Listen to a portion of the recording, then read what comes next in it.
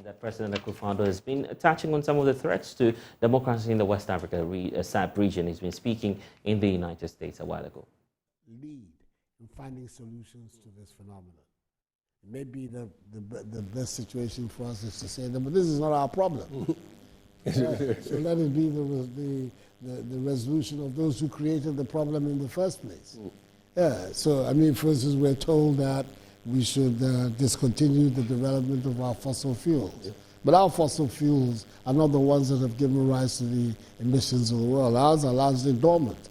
So why should we agree to terminating their development? These are all problems that we're all having to face together.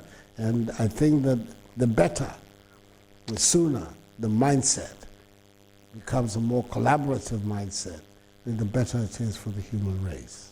Mr. President, you're right. Global solutions are required for many of the challenges that we face around the world today.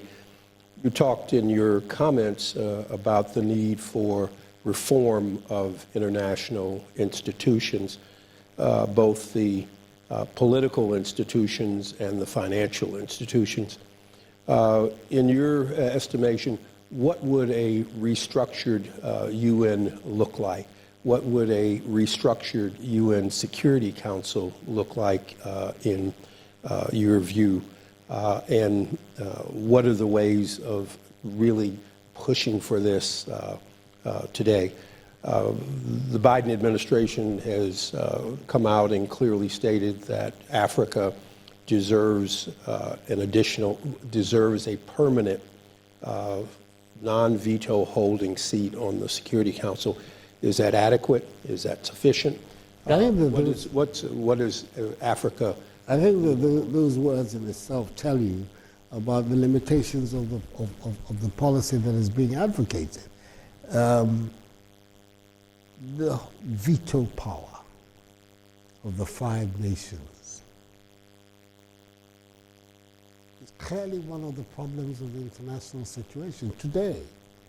The big problem there is about the Russian invasion of Ukraine cannot be dealt with by the Security Council because Russia is a veto-wielding member of the Security Council, and it refuses to allow this matter to be debated and deliberated at the Security Council.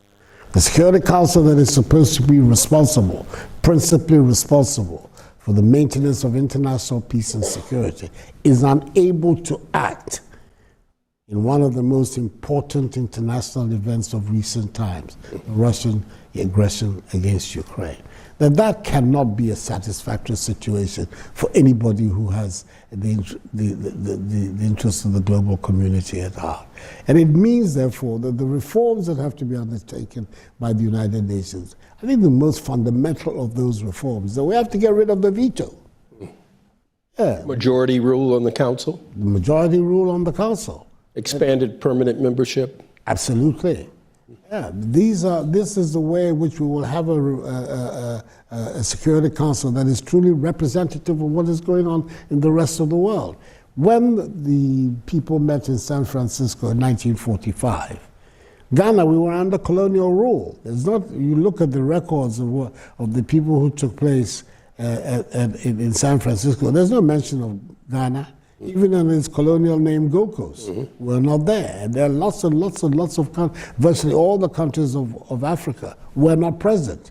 And many, many parts of Asia were not present.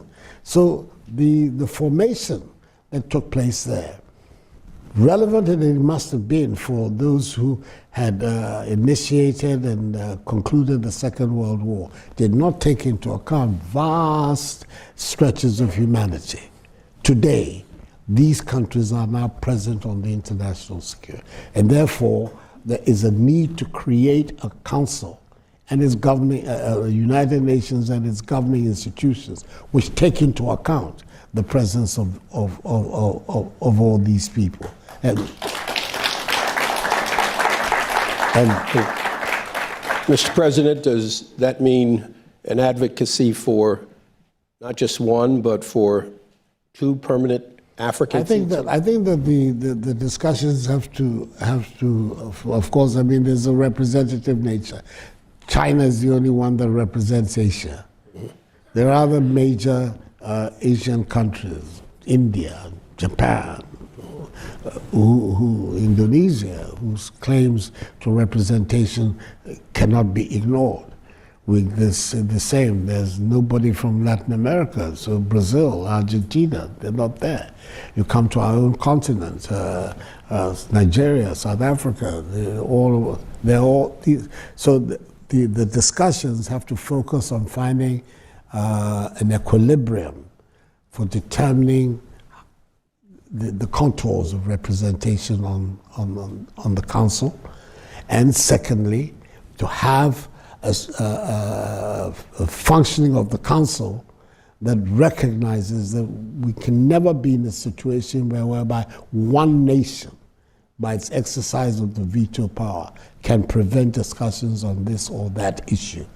That there will always be at any one time majorities for how the humanity views progress in particular part. So yes, an expanded membership of the council, which makes it a much more representative body.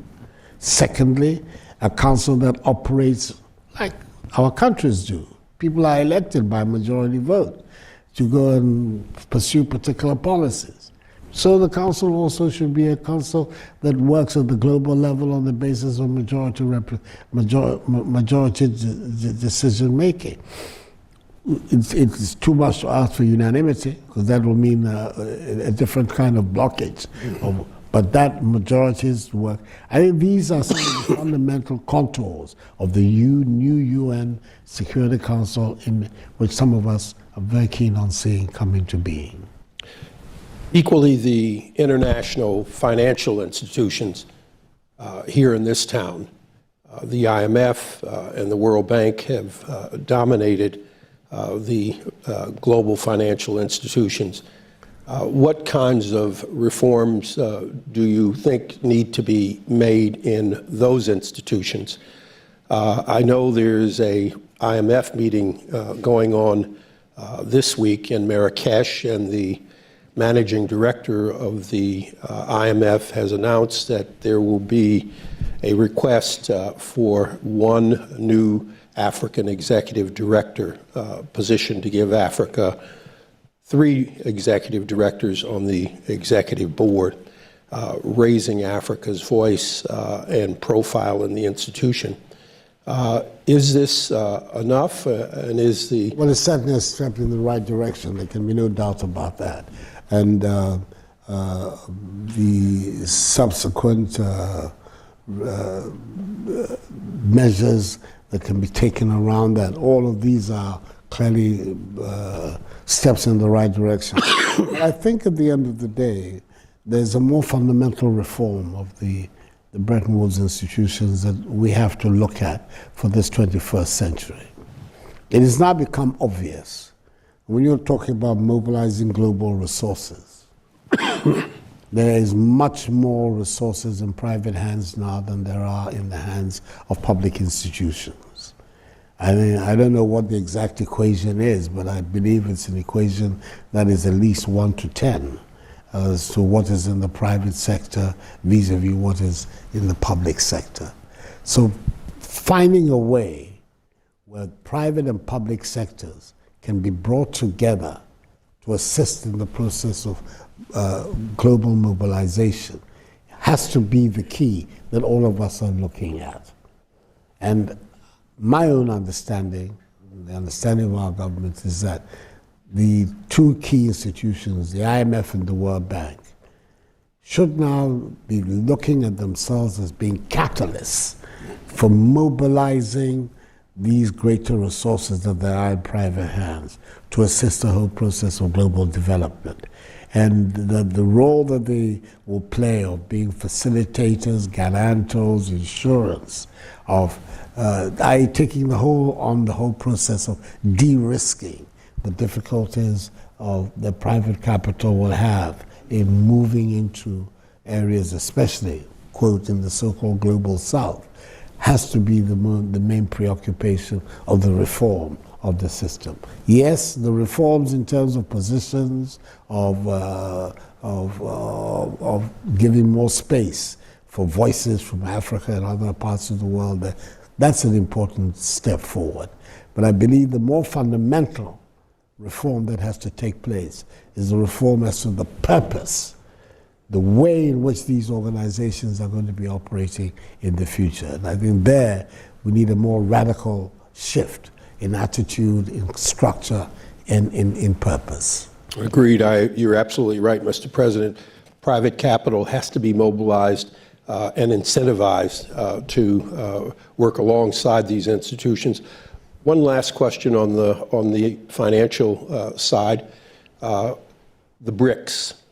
There's been a great discussion in some parts of the global south about the BRICS. They've expanded to include 2 new African countries beyond South Africa.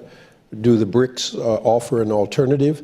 I don't know. Well, the jury has to be out on that. We will see. Yeah, because as to how they will operate, because the basis on which the choice was made in itself. I mean, Ethiopia, I believe, is one. Mm-hmm. Yes. It's Ethiopia and... Ethiopia and Egypt have joined South Africa as a part of the BRICS. Is there a reason why Nigeria was excluded? So that's what I'm saying, that the jury is going to have to be out on this matter. Yep. We will see as it goes on whether they will operate any differently from the other global institutions that there are. Understood. Mr. President, as we wind up, let me ask the question, how can the United States be a stronger and better partner to Ghana and to West Africa? And we'll definitely get you some updates on this, as the President has been touching on very wide issues, which we'll be breaking down for you in our subsequent bulletins. But let's talk.